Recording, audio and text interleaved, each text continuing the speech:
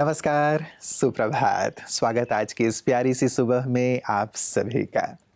मित्रों, कहते हैं कि सफलता जीवन में हाथों की लकीरों से नहीं, लेकिन माथे पर आए पसीने से प्राप्त होती है। कई बार हम लकीरों के भरोसे बैठे रहते हैं, अपना भविष्य देखते रहते हैं कि मेरा आज कैसा होगा, बहुत सारी ज्योतिषियों से पूछते रहते हैं या फिर भविष्य फल देखते रहते हैं। भाग्य के भरोसे या लकीरों के भरोसे ना बैठे रहें, लेकिन यदि हम श्रम करते हैं, अर्थात पसीना आए हमारे माथे पे, शरीर पे, तो निश्चित रूप से ये परिश्रम हमें सफलता की ओर लिए चलेगा। इसीलिए हमें बैठे नहीं रहना है मित्रों। कैसी भी परिस्थिति, कैसी भी बातें हों, यदि हमने ठान लिया है कि हमें आगे बढ़ना है, अपने कार्य को सफल करना है और शिखर पर पहुंचना है, तो हमें और कोई नहीं रोक सकता। रोकते हम स्वयं ही हैं, कई बार अपने निराशावादी विचारों से। और इसीलिए प्रतिदिन सुबह हम बहुत सुंदर आशावादी विचार, सुंदर विचार सुवाक्य के रूप में आपके लिए लेकर के आते हैं, ताकि आपका सारा दिन इस सुवाक्य के आधार पर खिलता रहे और आप मुस्कुराते हुए जीवन में आगे बढ़ते रहें। आइए चलते हैं आज के सुंदर सुवाक्य की ओर।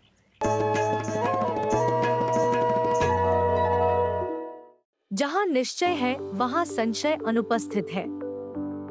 निश्चय प्रश्नों को समाप्त कर विश्वास की स्थापना करता है। मन में उमंग और उत्साह का जागरण कर इंसान को चुनौतियों का सामना करने में सशक्त बनाता है।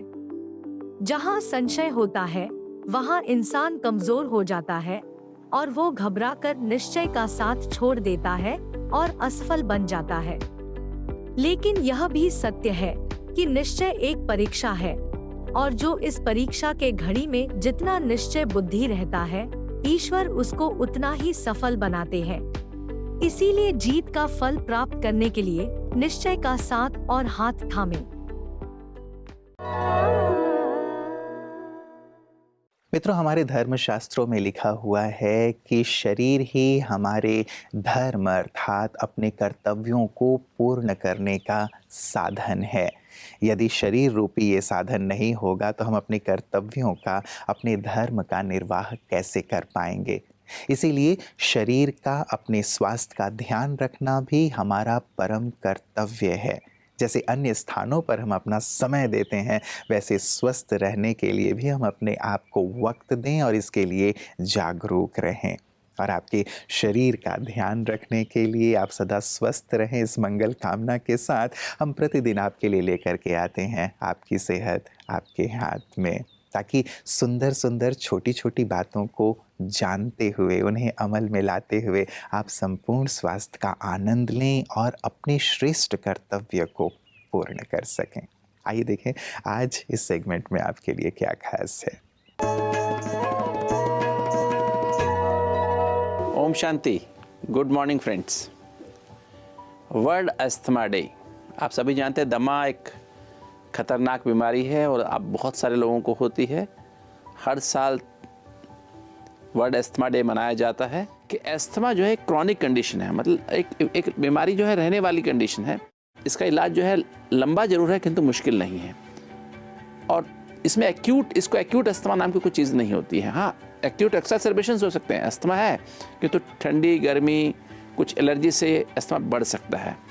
और इसका जो है बेसिकली जैसे अब इनहेलर यूज़ करते हैं, नेबुलाइजेशन यूज़ करते हैं, तो इसका कैसे नेबुलाइजेशन यूज़ करना चाहिए, कब करना चाहिए, कैसे करना चाहिए और इसका इनहेलर किस टेक्निक से करना चाहिए, इफेक्टिव इसका, इस सब के अंदर अवेयरनेस है कि कैसे हम Rajyoga 3 dimensional health care, Rajyoga meditative lifestyle for healthy heart, happy mind, healthy body.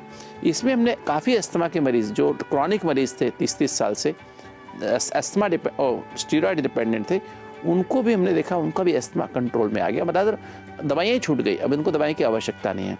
तो ये जो है आप मेडिटेशन, जो राजयोगा मेडिटेशन है, जिसमें आप आउटर सेल्फ से inner self conscious, soul conscious हो जाते हैं।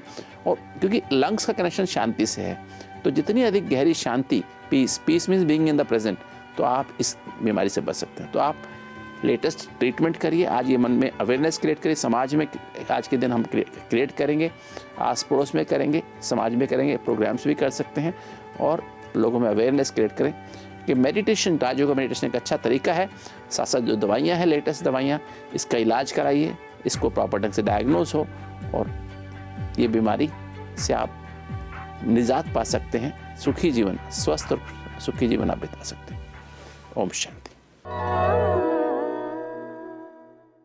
सब कुछ मिला है हमको, फिर भी सब्र नहीं, बरसों की सोचते हैं और पल की खबर नहीं। सचमुच जीवन में कितनी अनिश्चितता है। हम कितनी बड़ी बड़ी प्लानिंग करते हैं, वर्षों तक की सोचते हैं, लेकिन क्या ये निश्चित है? क्या हम अपने जीवन में वही कर रहे हैं जो चीज़ें स्थायी हैं और जो चीज़ें हमें करनी चाहिए, जो चीज़ें याद रह जाएं लोगों को, या फिर केवल धन के पीछे ही भागे चले जा रहे हैं? हमें सोचना है थोड़ी देर ठहर करके मित्रों, और ये चिंतन हमें प्रदान करता है आध्यात्म। और ऐसे ही सुंदर चिंतन को हमारे विशिष्ट जन भी प्रतिदिन लेकर के आते हैं अपने अनुभवों में कि जीवन में सफलता के लिए ये कितना आवश्यक है, और साथ ही जीवन को श्रेष्ठ बनाने के लिए, सार्थक और सफल करने के लिए आध्यात्म सचमुच कितना महत्व रखता है। आइए देखें आज विशिष्ट की बातें विशेष में कौन से विशेष अतिथि अपने अनुभव के साथ हमारे साथ हैं। कलाकार को अध्यात्म के साथ काम करना बहुत ज़रूरी है, तब उसकी नींव और ज़्यादा मजबूत होगी और समाज के लिए कलाकार, उसकी कला बहुत काम आ सकती है। चाहे वो एक्टर हो, चाहे वो सिंगर हो, चाहे वो लिटरेचर लिखने वाला हो, राइटर हो, कुछ भी हो। बट एक ये जो अध्यात्म, जो आपने, जैसे मैंने कहा कि मेरे सारे नाटक में, जितने भी नाटक बनाता हूँ, इवन मैं कॉमेडी नाटक भी बनाऊंगा तो कहीं ना कहीं उसमें थोड़ा सा अध्यात्म की बात तो होगी ही। तो मेडिटेशन को, राजयोग मेडिटेशन को आप कला के विकास में, उसे निखारने में कितना महत्वपूर्ण मानते हैं? बहुत ही इम्पोर्टेंट है। जब हम अपना एक नाटक में जब हम जाते हैं काम करने के लिए, या कोई फिल्म में काम करने वाले हैं जी, तो जो हमको एक कैरेक्टर दिया जाता है, वो कैरेक्टर को हमको बहुत गहनता से स्टडी करना है।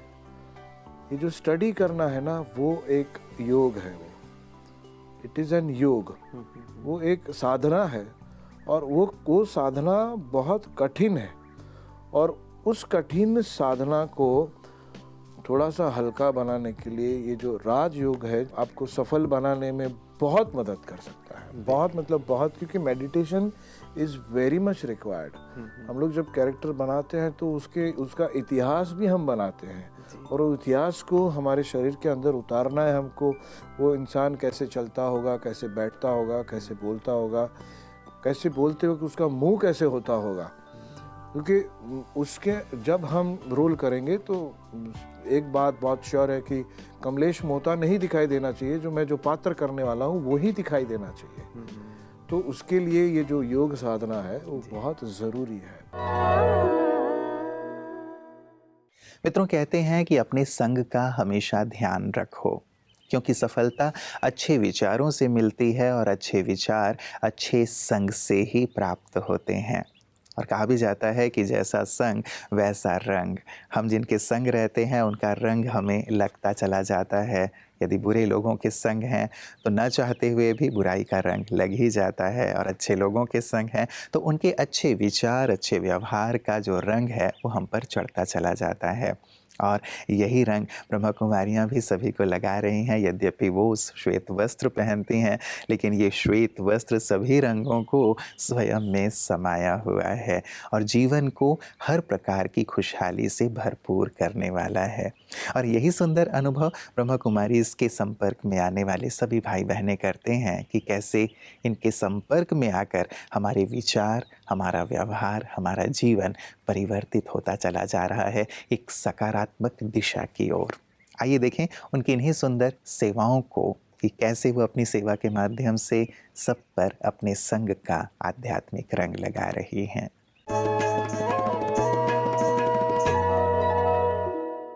हरियाणा के कुरुक्षेत्र में ब्रह्मा कुमारीज विश्व शांति धाम द्वारा नशा मुक्त भारत और जल जन अभियान की शुरुआत की गई। कार्यक्रम में करीब 200 लोगों ने भाग लिया और दोनों ही अभियानों की रैली में शामिल हुए।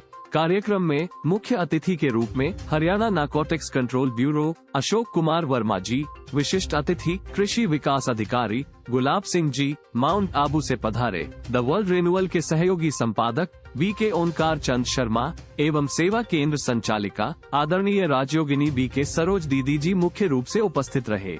माइक संचालन BK विद्या बहन ने किया। पुष्पगुच्छ देकर अतिथियों का स्वागत किया गया। सेवा केंद्र के भाइयों और BK मीनाक्षी बहन द्वारा एक स्किट प्रस्तुति दी गई। कार्यक्रम की शुरुआत दीप प्रज्वलन से की गई। विश्व शांति धाम से कलश और स्लोगन लेकर रैली को प्रारंभ किया गया। मित्रों, किसी अनुभवी बुजुर्ग ने कहा कि जिंदगी में सारा झगड़ा ही ख्वाहिशों का है। ना तो किसी को गम चाहिए और ना ही किसी को कम चाहिए। सचमुच बहुत ही चिंतनीय बिंदु है कि ख्वाहिशें व्यक्ति को नचाती रहती हैं, दौड़ाती रहती हैं और इन्हीं ख्वाहिशों के पीछे भागता भागता व्यक्ति अपने जीवन के अंत तक पहुंच जाता है। थोड़ी देर ठहरें, विचार करें कि जिन चीज़ों के पीछे हम भाग रहे हैं क्या सचमुच उनकी हमें आवश्यकता है, या फिर उन चीज़ों के मिल जाने के बाद क्या सचमुच मैं आत्मिक रूप से तृप्त हो पाऊंगा, संतुष्ट हो पाऊंगा, खुश हो पाऊंगा। वास्तव में मैं ऐसा क्या करूं जिससे जीवन संपूर्ण सफल हो, आनंद से परिपूर्ण हो, मेरे लिए भी संतोषप्रद हो और औरों के लिए भी आनंद और खुशी लाने वाला हो। इस पर गहराई से ज़रूर विचार कीजिएगा मित्रों, क्योंकि जीवन की ख्वाहिशों के पीछे भागने की जो यात्रा है वो तो अंतहीन है। ये हमें अंत तक ले जाएगी, लेकिन हम थोड़ा ठहर करके यदि विचार करेंगे तो एक सार्थक दिशा की ओर अपने जीवन को मोड़ पाएंगे। विचार कीजिएगा। कल पुनः इसी वक्त आप सभी से मुलाकात होगी। नमस्कार। ओम शांति।